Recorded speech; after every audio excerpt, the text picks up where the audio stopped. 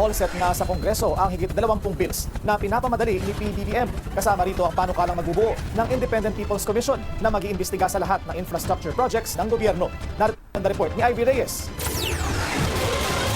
21 priority bills ang inaprubahan ni Pangulong Bongbong Marcos sa meeting ng Legislative Executive Development Advisory Council o LEDAC kaninang umaga. Ilan sa mga ito ay ang pagtanggal ng travel tax, paglaban sa fake news and digital disinformation at expanded anti-online sexual abuse. Nagkaroon din ng usapan tungkol sa anti-political dynasty bill na isa sa una ng inanunsyang priority legislations ng Marcos Jr. administration. Nasa public consultation phase na raw ang anti-dynasty bill na iikot sa buong bansa.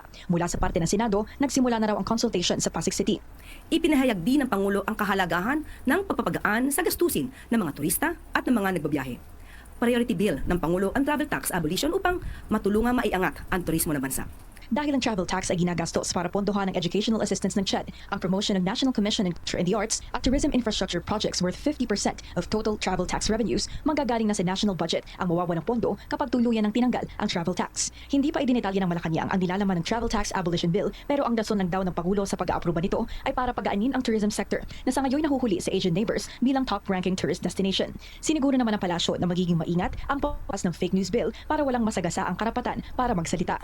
Yun po ang ating natin sa Pangulo. Dapat balansin nga po dahil nga po baka po masagasa yung freedom of expression. Dapat ma-define mabuti kung ano po yung sinasabi nating fake news at disinformation. Kinumpirma rin ng Malacanang na isa sa inaasahan ng Pangulo kung maipasa sa Hunyo ay ang Independent People's Commission Bill pero hindi pa rin nilinaw kung saan na ngayon patungo ang brainchild ni PBBM na Independent Commission for Infrastructure o ICI. Para sa agenda, Ivy Reyes, Billionaire News Channel.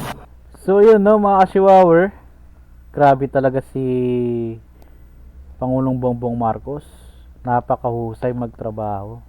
Talagang ginagawa niya ang lahat para lang mapaunlad ang ating bansang Pilipinas. At kung nagustuhan niyo naman ang ating video na to, paki-like and subscribe na rin ang ating channel. At pakipindot na rin yung bell button para lagi kayong updated sa ating mga latest video.